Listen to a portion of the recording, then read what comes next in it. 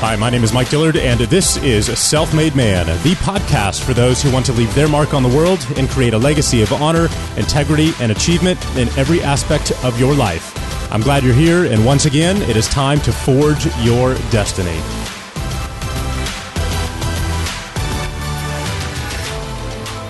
Welcome back. Today, we're joined by the one and only Mr. Seth Godin to talk about a topic that we live and breathe every single day, and that is marketing. Specifically, we're going to dive into the revolutionary shift that's taking place today when it comes to your marketing as the internet continues to transform from a tool for spreading a message to a mass audience into a tool that allows us to reach into incredibly valuable micro communities. Now, one of my favorite takeaways from this interview was the answer that Seth gave when I asked him two important questions. First, how do you measure the effectiveness of your marketing today? And second, do you need to make sure that your message is everywhere at all times as the fight for attention escalates? Because that's what we're starting to do. That's what a lot of people in our industry are starting to do. And it's working. And yet Seth's answer was very different, and it was quite interesting. The answers he gave to both of those questions were unexpected and incredibly insightful, which was really the theme for this entire show. So if you want to know what you need to do as an entrepreneur, if you want to win, if you want to thrive in this world that is quickly changing, this interview is one that you've definitely been waiting for. Now, with that being said, I have a surprise for you guys today. Over the past week, I recorded a series of 6 training videos for you that are designed to walk you through the 6 different stages an entrepreneur is going to go through in their journey through success, frankly, from starting at the very beginning all the way through to legacy and retirement. So these videos are going to take you through that process. We're going to start at the very beginning. We're going to dive into the changes that you need to make to your mind and your body if you're currently stuck, and if you want to start making radical changes in your life. Next, we're going to dive into the one single thing you must do if you want to build wealth, become successful, and actually achieve financial freedom. You're going to learn how to start your very first business in a way that maximizes your chances for success based on your personality type. You're going to learn how to generate leads and traffic, how to invest the money that your business makes, and much, much more. But the best part is that all 6 of these training videos are completely free, and you can go watch them right now at selfmademan.com/bootcamp. Again, that's selfmademan.com/bootcamp. So please enjoy those. And now let's welcome Mr. Seth Godin. Seth Godin, welcome to Self-Made Man. It's an absolute pleasure to finally have you on the show. Well, it's a pleasure to be here. Thanks for this work you do. Absolutely, absolutely. So, man, I've been sitting here for the last day and a half going through your brand new book. This is marketing, and I've got so many questions that my biggest challenge this morning was, where do we start? So I guess I want to start by asking you, what inspired you to write this book? Well, I don't do any consulting or coaching, but I do give free advice to people I care about. And what I found was that people who had big businesses and little ones, nonprofits, who were trying to teach or make some sort of change, kept asking me the same question. And that over and over, what I heard was that people who were doing things that they cared about and that they were proud of were frustrated that they couldn't make the impact they wanted to make. And so I built an online seminar called the Marketing Seminar. 6,000 people have taken it. And I put the best of what I could think of in the form of 50 video lessons in it. And I got to watch all these people interacting with each other and with the work. And that made it pretty easy to turn it into a book, because for the first time in my career, I got to play test, to test out the work. And so the goal of this book is to hand it to people who already are on the path of trying to make things better by making better things, and have them be able to have a conversation with their peers about how they could do the work more effectively.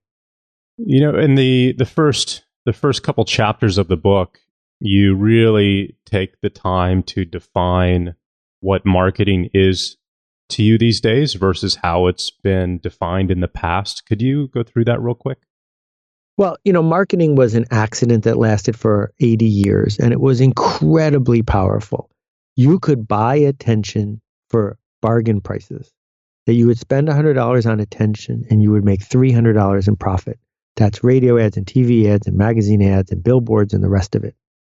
And it changed our culture. It changed our economy. That every brand that's more than 10 years old that you heard of because of the old model. And what happened on my watch in the last 20 years since I wrote Permission Marketing is it all broke. It all fell apart. It's not how you get elected president anymore. It's not how you sell widgets. It's not how you raise money for charity. It's not how you teach kids. It doesn't work like it used to. And that shift is the revolution of our time. But like fish who don't see the water, it's easy to forget that something really profound just happened. And what did happen? How did it change? Well, the long tail of the internet means that the internet is not a mass medium, even though more people use it than any other medium in history. That the internet is a micro medium, a bundle of millions and millions of tiny little communities, not CBS TV. And yet marketers insist that it is. They boost things on Facebook. They post things on YouTube. They push things on Twitter as if they're getting free advertising that's on TV. But it's not the same thing because people can ignore you now. And because they can ignore you, they will. Yeah, that's something that, we've seen particularly, I'd say in the last 2 years, just on Facebook, where when we want to sell our products, we're going to pick our targeted audience and we're going to put our ads in front of them and we're going to invite them to consume information and try to build rapport and trust and empathy. And we could do that in a pretty broad way until about a year and a half ago. And then it got so competitive and so saturated that it just stopped working anymore. The numbers changed. And that magic money machine of put $1 in, make $2 out, just, it's the exception now instead of the norm. Is that kind of part of the problem that you're seeing? It is. And I'll add a layer of nuance here, which is that Facebook and Google are direct marketing engines. Now, it's worth noting that almost every dollar in digital marketing goes to one of those two companies going forward. But those are direct marketing dollars. What do I mean by that? Google shows up 10 years ago and says, buy an ad, it's 50 cents a click. And people would pay 50 cents a click. And if you made $1 a click, you'd buy more ads. And so people measured. And if you measured, you knew what it was worth. And if you knew what it was worth, you could bid more. And so those auctions are where those companies make all their money. The more people bid, the more they pay, the better they do. But most marketing until 20 years ago was not direct marketing. It wasn't measured, numeric, instant marketing. It was long-term brand marketing. So Absolute Vodka running full-page ads in the New Yorker, they don't say, oh, we'll run an ad Saturday afternoon and then Saturday night a whole bunch of people will go get smashed on vodka. It doesn't work that way. It takes months or years before that brand has value. So the challenge is that lots of people who have no business doing direct marketing feel forced to do direct marketing. And it means that the brands that are being built aren't really being built. They're just momentary bursts of traffic, but they don't have any staying power. I think a brand is developed with consistency over time, right? And there are very few, at least, on the smaller level, let's say grassroots levels of entrepreneurs who will stick with the same mission, the same purpose, the same brand, the same logo, the same identity, and the same audience long enough to build a brand. So that's been a really interesting challenge, but it's also something that a lot of us have noticed over again the last couple of years, and the fact that the people who have done that over, let's say, the last 5 to 10 years and who've stuck with that same group and that same message, they're now really reaping huge rewards from that. Yeah, there's a real desire among human beings to have the freedom to go for the next one, whether it's a singles bar or a library or listening to music. The idea that there's always one more, who will I go to next, flies in the face of what actually works in marketing. What actually works in marketing is setting up shop and staying there, in not getting new people, not finding new people for your product, but finding new products for your people. That the attention and trust are precious. And we shouldn't be wasting attention in our race to reach more people. And we shouldn't ever waste trust in our sense that we can go for a shortcut, because trust is super scarce. And if you can make promises and keep them, you will always come out ahead of your competitor that's running a shady operation. Yeah, absolutely.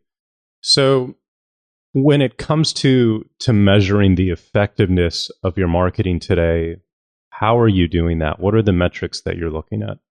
Well, I'm not sure I want to say how am I doing it, but here's how I am suggesting that people do it. It begins with the feeling of knowing who would miss you if you didn't show up tomorrow.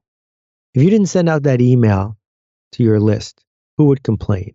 If the episode of the podcast didn't go live, how many people would you hear from? If you shut down your restaurant on Thursday, how many people on Friday would feel bereft? This sense that there's a vacuum if you're gone means that you matter, that you're not simply a click on Amazon and I can just buy a cheap one click away, that you're not simply annoying your way into some sort of cash flow.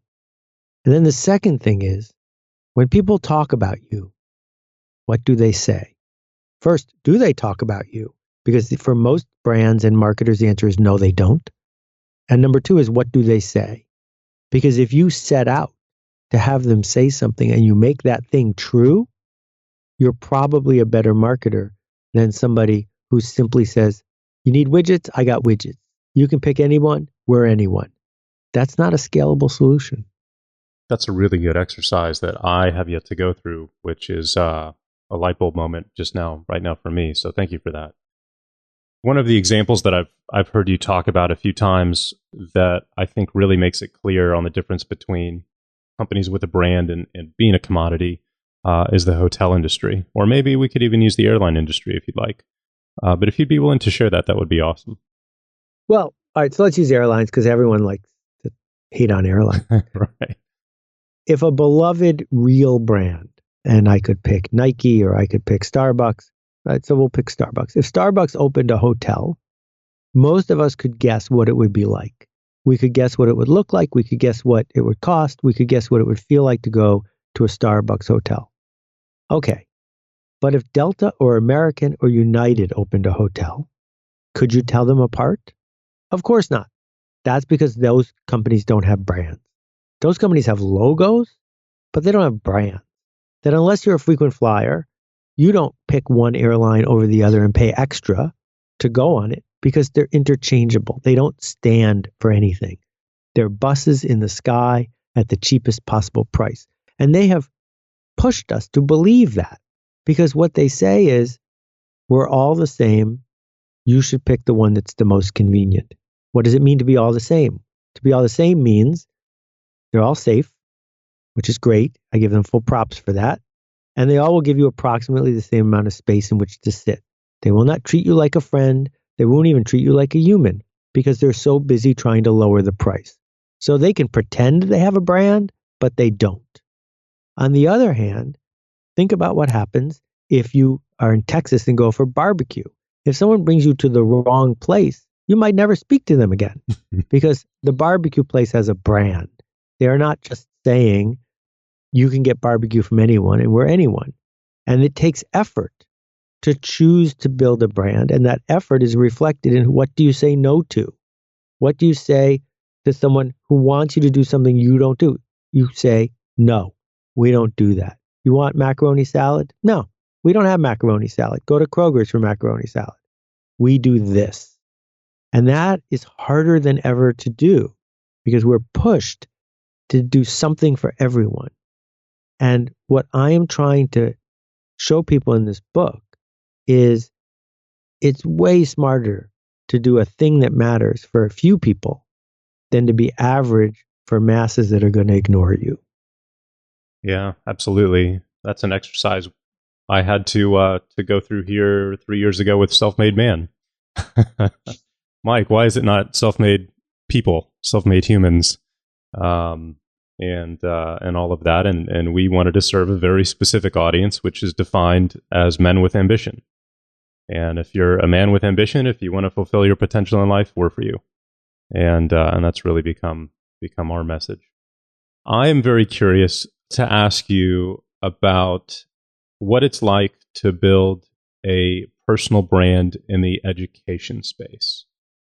That's something that I did for about a decade, and then I moved to Self-Made Man, which is a brand that is beyond my name. You've obviously built one of the most amazing personal brands out there in the world, 18, maybe 19 now best-selling books. Could you share some of your experience when it comes to the differences between building a brand around your name versus, let's say, a company? Sure.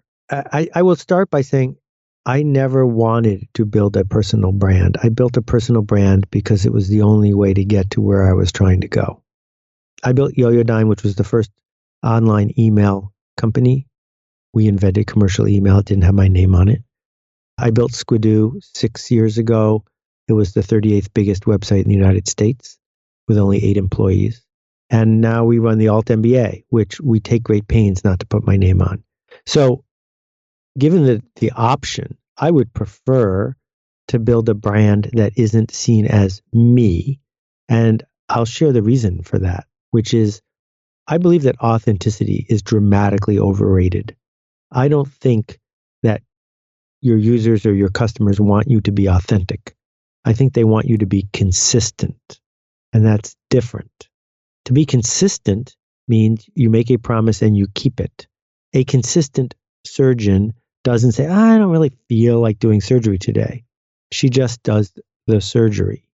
And what we fall into the trap of, because there are a few people who have built personal brands by being divas, is we think that the only way to be in the world is to be this person who's craving authenticity.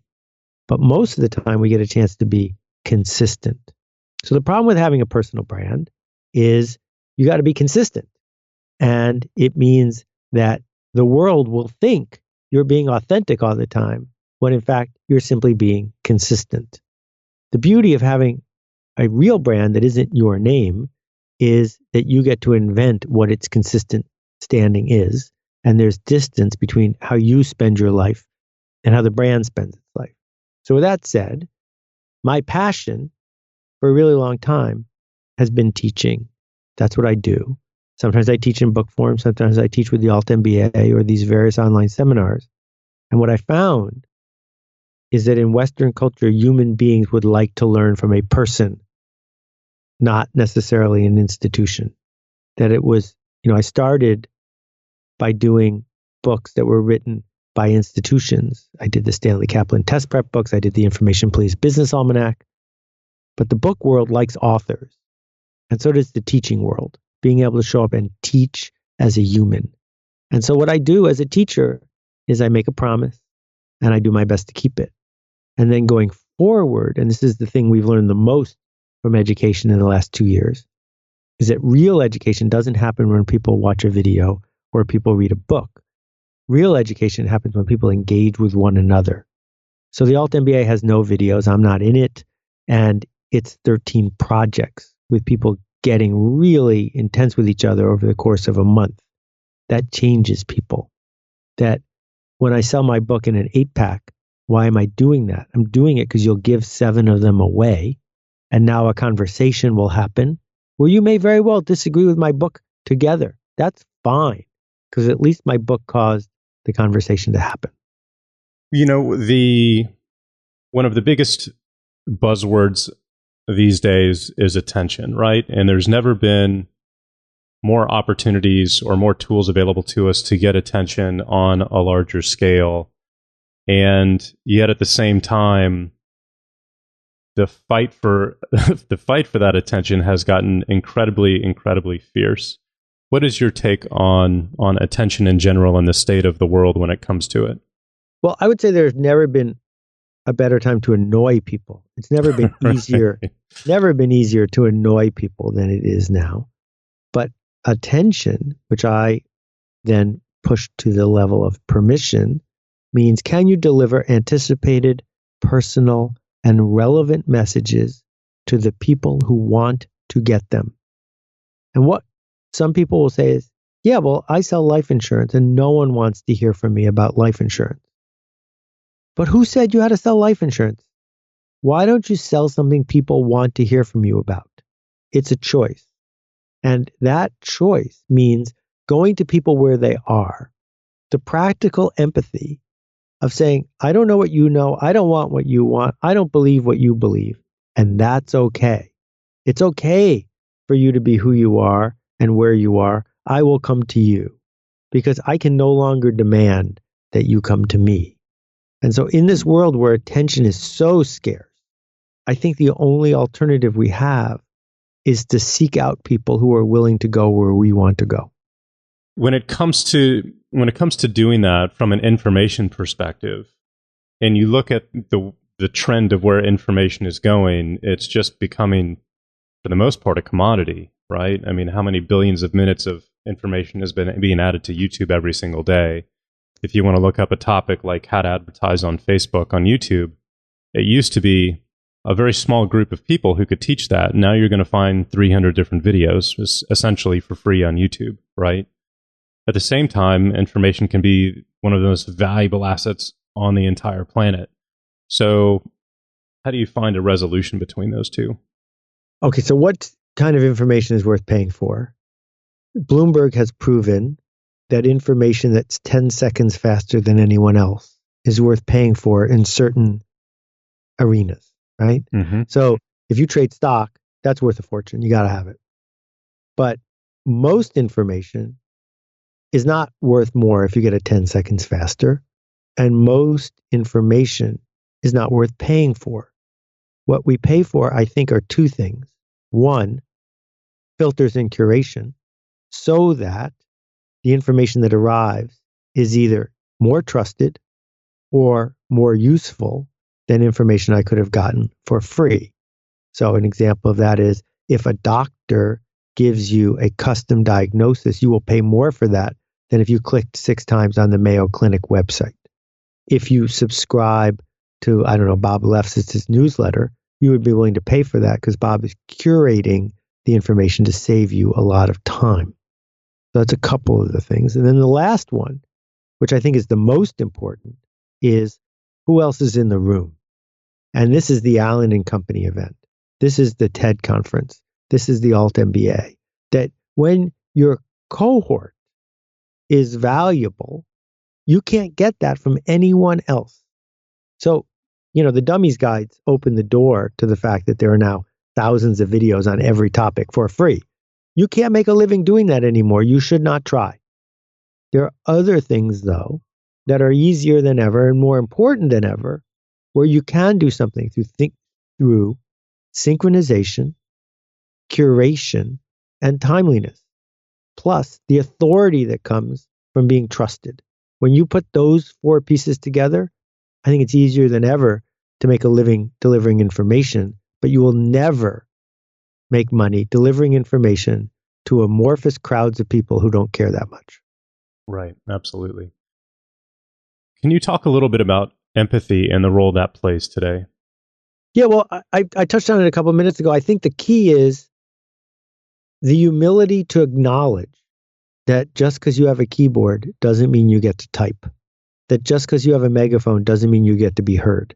That you don't have the power to do that. You did when you had enough money to buy a Super Bowl ad, but you don't anymore.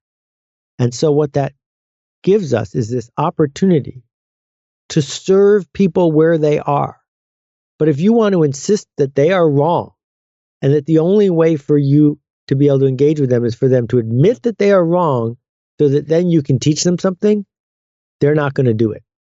And that transformation into what I call the smallest viable audience, finding a group of people, the minimum group that you can live with, and obsessing about what they believe and what they want based on where they are trying to go, and then bringing them something that gets under their skin, causes a conversation, and maybe leads to change, that's fundamentally different than what most marketers do, which is to seek the biggest possible audience.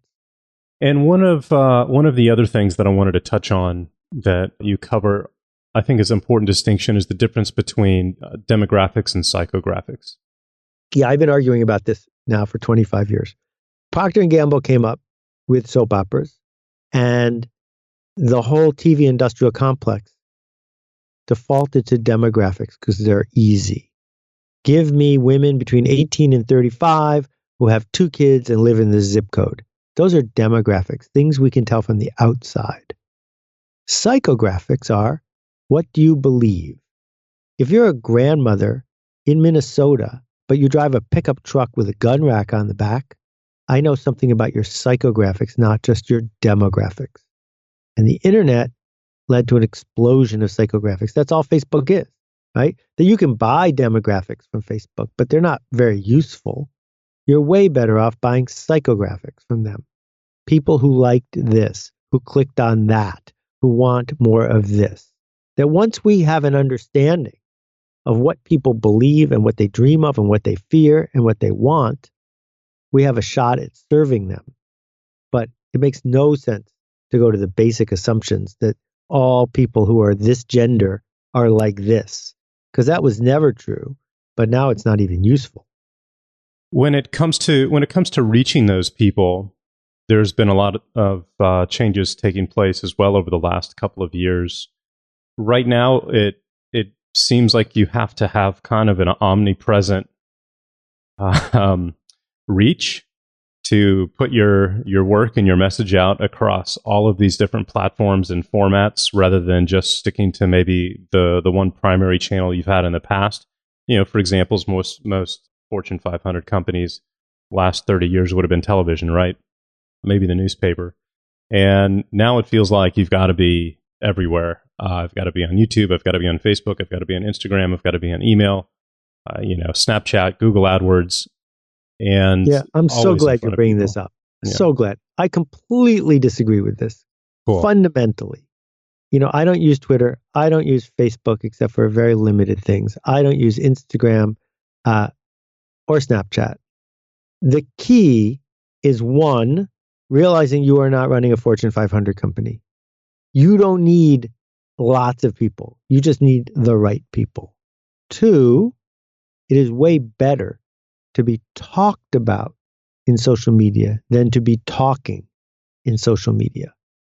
What I mean by that is you're better off spending your time and your energy making something worth talking about than running around becoming the pawn of the social media giants doing what they want you to do, which is eavesdropping on what people are saying about you behind your back and spending lots of time amassing meaningless numbers that aren't really an indication of how much permission you've got. There are people with 500,000 Twitter followers, and if they tweet, "This is a great book, you should buy it," I would bet that on average they sell fewer than 5 copies. That's not permission. That's being tolerated. That's just waves of noise. So, should you have an account in these places? Yeah, I do, just so I know what's going on. Should you make sure that you've opened channels of communication so the right people can reach you? Absolutely. But as the late Zig Ziglar used to say, it's way better to be a meaningful specific than a wandering generality. Where can you find your spot where you can become extraordinary at what you do? If you think about someone like, Tim Ferriss or Mark Maron. Mark Maron has run one of the biggest podcasts in the world for more than 5 years. But no one talks about Mark Maron's new Facebook videos because that's not his place. You pick your place, you earn permission, you build up habits, you earn trust by carefully taking care of people's attention, and then you do your work. Don't get distracted by the next thing Silicon Valley made. That's not relevant. I want to get your clarification on that with one specific example. So let's take Gary Vee as an example of this, right? I know you guys are friends. Sure. And, Gary talks about how he has essentially systematized this omnipresence for him and his brand across all of these channels, where he and his team put together 40 to 50 different pieces of content, micro content a day, to then be disseminated through these dozen different platforms every single day, right? So where's the distinction between what he's doing and what you're talking about? Well, Gary has a higher clock speed than me and just about everyone else I know. So I'm not sure that he's the exception that proves the rule, but here we go. Number one, what does Gary do for a living? What he does for a living is he runs an agency with hundreds of people in it that enable brands to be on lots of channels. So it is appropriate for him to own a brand that's on lots of channels. He is able to do that because it is completely coherent with the message he is trying to send. It's super meta. But most of the people you and I are talking to aren't in that line of work. So that's the first thing that I would say.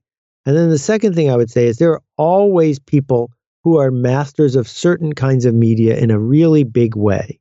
And if you could be one of those people, if you can get Knopf to publish your book and the New Yorker to put it on the cover, and you can be on Oprah, you should do those things.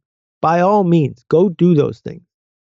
But waiting to get picked, waiting to become Gary, I'm not sure that's useful. And I also know there's no reason to try to be the next Gary V because we already have a Gary V. So that spot is taken. Right. Absolutely. This is just a bit of a different segue here. But when it comes to building a personal brand, there's a few distinct qualities that a few people have. You know, Gary's has become, I guess, his shoes these days. Casey Neistat was the black and white painted, Ray-Bans that he used to wear. You've got a very distinctive pair of glasses that you've worn for a very long time as well. That's just synonymous with you and your image, right? Is that intentional, or what are your thoughts on that? Yeah, I think that it's a significant distraction.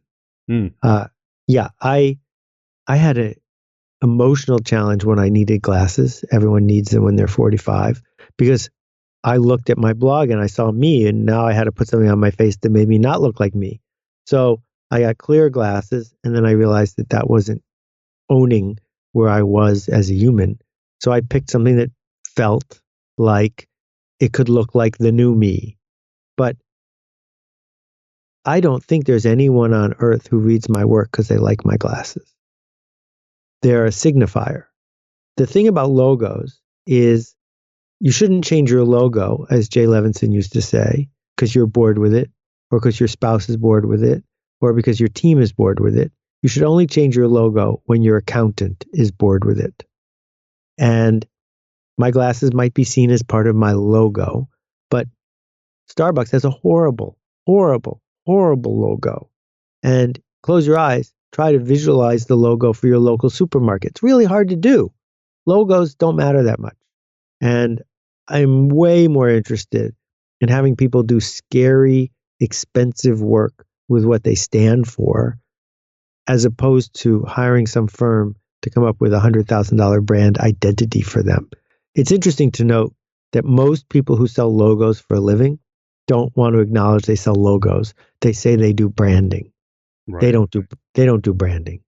Branding is what we call it when we keep our promise. Yeah, lots of good brains on fire right now. Lots of good stuff to think about. So I want to take a twist to the personal side, if you don't mind. What have been some of the biggest challenges that you've gone through your career as an author and as an entrepreneur?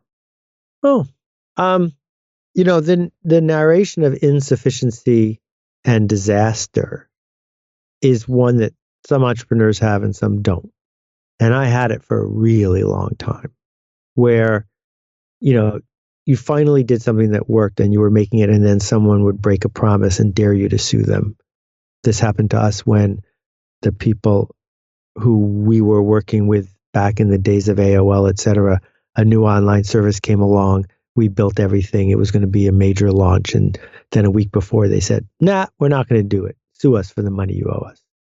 Or the time that the search engine just turned off the traffic to one of my companies, or the challenges of having 50 or 60 or 80 people that you're responsible for and feeling like you can't keep your promise to them. And what I found was that catastrophizing wasn't making things better. And so if my job was to do the work and to serve people, I could do it without the catastrophizing. And so what I've tried to do are two things. One, change the narrative from I have to do this, my back's against the wall, to I get to do this. What a cool opportunity. And number two, which I think is bigger and more scarce in terms of being talked about, is picking projects of appropriate scale. So I used to get a thrill out of betting everything on Red 23, right? That feeling. Yes, I know this feeling well. Kept me going. And now I do projects that are emotionally fraught. But it has been a very long time since I did a project where if it failed, I would go bankrupt. And what I found for me, might not be true for everybody, is I do better work when I'm not worried about going bankrupt. And so I have the discipline to do the emotional labor, to show up like it really matters. But I also have the peace of mind to know that it's possible to do important work without that work being fraught with the knife's edge of then it's all over. Was age the primary factor that allowed that transition for you to take place, or was it something else? Yeah, I don't think it was age as much as it was practice and self-awareness. First, I'm a huge supporter of the concept of cognitive behavioral therapy. I think if you've got a habit of any kind that's not paying off for you, going 4 times to a qualified CBT professional is $700 well spent.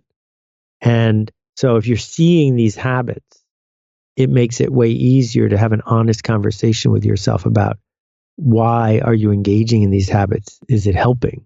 The second thing that happened was after I sold my company to Yahoo, I got a really nice call from Bill Gross, the guy who started Idea Lab. If you've ever clicked on a Google ad, you can thank Bill Gross. And Bill said, this company that we run is going to go public in 9 months. Do you want to be the head of marketing? And he offered me $1 billion in stock options. And I said no. And I said no because I wanted to be a full-time dad. And I said no because I believed in Bill and what he was doing, but I didn't believe in the stock market. And it wasn't interesting to me to go on that quest. Well, after you've turned down $1 billion in stock options, it gets really easy to have different conversations with yourself about sufficiency and about needing to bet everything. Because I'm never going to make $1 billion. So if I'm never going to make $1 billion, we're no longer talking about money at all. We're talking about, does it matter? We're talking about, does it fuel other people on the journey they're going to? So my mission hasn't changed. My mission is to be a teacher, but I don't need to teach the market a lesson. I don't need to build the biggest thing. I just need to build something that matters. That's an amazing story. One of the things you talked about a moment ago was fulfilling your promises. And what if you find yourself in a position where you've made a promise to your customers that you physically cannot keep? Let's say you're in the hospital, you have, a medical issue, whatever it may be. To the best of your desire, you would like to keep it, but you physically can't. What do you do? Well, let's make it a little less catastrophic, because marketers make promises all the time that they can't keep. The mistake that they make is they depersonalize it and they try to weasel out of it instead of acknowledging they made a promise and they can't keep it. And, so I had a flight from Belgium to Chicago to give a speech, and it was supposed to take 8 hours, but Delta screwed up once, twice, 3, 4 times, and it took me 21 hours. And all 4 times it was their fault. So they broke a promise. And the right thing to do, once you're aware of this, is to say, this is a very complicated company, and we are really trying hard, but we made a promise to you and we broke it and we are sorry. How can we fix this? Because we're sorry. We can't get you back those 12 hours you lost. Can't get you back all that stress that you got put through, but we're sorry. We broke our promise.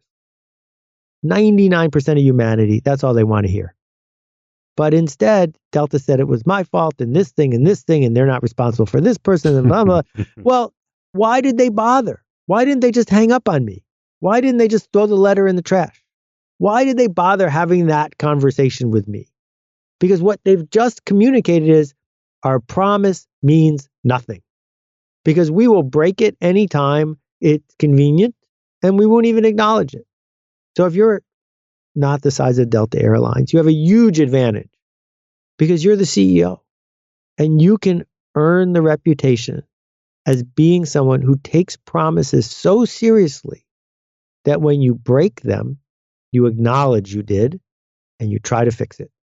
And you will be amazed at how productive that is.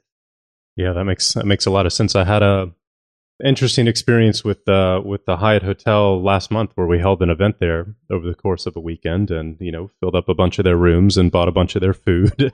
And they sent back the feedback form and asked for, my feedback on it. And I said, look, the experience was fine. Everything was provided in the room as necessary. The food was good, but I'll never hold an event there again because nobody ever bothered saying thank you.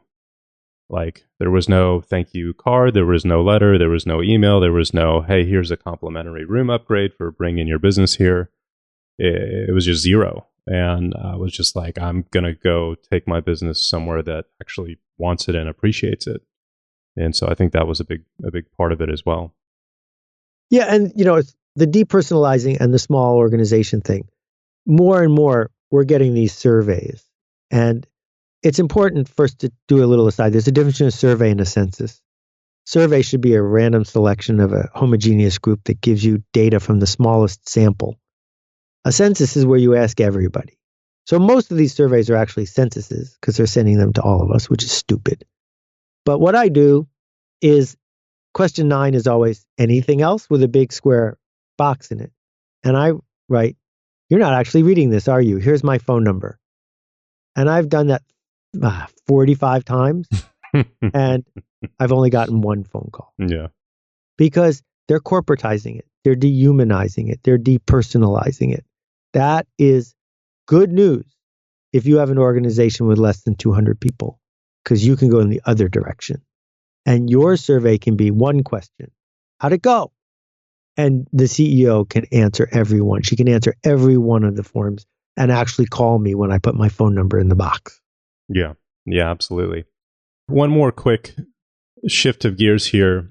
Is curiosity what drives you? No, I think curiosity is what fuels me. I think what drives me is a desire to make things better. That I see what I think is broken. I see what I think people would benefit from learning, not because it will make things better for me, but better for them. And the tool that I use to see those things and to provide the insight is my curiosity of asking, why didn't that work? And why is this not what it could be? But most of the entrepreneurs I know are not, look up my bank balance. They're not, here's how I cut a corner. They are, in fact, people who want to make things better by making better things. And I am proud to be in that category. And I'm just trying to spread the word. Yeah, absolutely. And my follow-up question onto that has to do with parenting. I'm very curious if you have the itch or the desire, the curiosity around what you've learned about yourself and about being a father that you'll someday write about. Yeah, that's very kind. People have asked me that. And I made a decision a long time ago that my kids have their life to lead. And I try to leave them out of this public conversation as much as I can. Gotcha.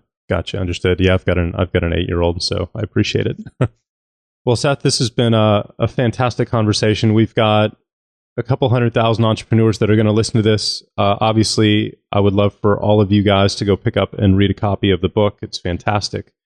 If you own a business, this is right up your wheelhouse, and you've probably read many of Seth's books before, but for me, this is really a foundational kind of must-have part of the collection. Do you have any final piece of advice for everybody listening, maybe that we haven't covered or touched on yet today, that's in the book? What we do for a living is we make change happen. If you're not making change happen, you're not doing anything productive. And making change happen is what I call marketing. So if you're not making as much change as you would like to, as the people you serve deserve, I hope you'll think hard about these ideas. You might disagree with me, but I at least want you to think about them and to go make a ruckus, because we need more ruckus. And that leaves me with one really important question. And forgive me if we talked about this at the beginning, because I think we might have touched on it. But how do you measure whether or not you're being effective in making change? For me personally, it's pretty simple. I would like to be judged by what the people I teach other people. Yeah, that's interesting. I hadn't thought about that before. For someone with a general business, is there a question that they could ask themselves that would bring them to their answer? Well, the two questions are, who's it for and what's it for? This work you're doing, who specifically is it for? And what change are you seeking to make? And if your only answer is, I want to grow market share and margin, then I don't think you're bringing enough heart and soul to what you do. Right. And so if we were measuring heart and soul, would it be effectiveness through testimonials? Is that what we're judging by? Or well, the thing about a testimonial is fairly artificial. I think that if you could look, if the who's it for is a group of people that I can describe by who they hang out with and what they do and what they dream of, I don't serve all of them yet. So when those people talk to their friends, do they talk about what we do? Do they encourage their friends to want to do what we're doing? Is there something about this change we are making that is evangelically contagious, that people are proud of engaging with me so much that they want to tell the others? Because there are very few products and services in the world where that can't be true. And if you choose to make it true, then most of your marketing problems will go away. Very cool. I dig it. Just had a great idea myself. So thank you very much for that. Fantastic. Thank you for taking the time. You bet, Seth. I appreciate this so much. Where should people go to pick up a copy of the book? Obviously, there's Amazon, but what are some other resources that people can plug into of yours that they should go check out? So I blog every day at seth.blog. And if you go to seth.blog/TIM, you will find a video about the book and all the links. And if you go to altmba.com, you can read about our workshop. Awesome. Well, guys, again, the book is This Is Marketing. It's available right now on Amazon. I've been reading it the last couple of days. It's fantastic, so make sure you pick up a copy. Seth Godin, it's been an absolute pleasure to have you on the show. Thank you so much for your time and your contribution to my life and to everybody here listening today. I really do appreciate it. Oh, it's a privilege. Thanks. Go make your ruckus. Awesome, guys. Thank you so much for listening, as always, and we'll see you next week. Take care.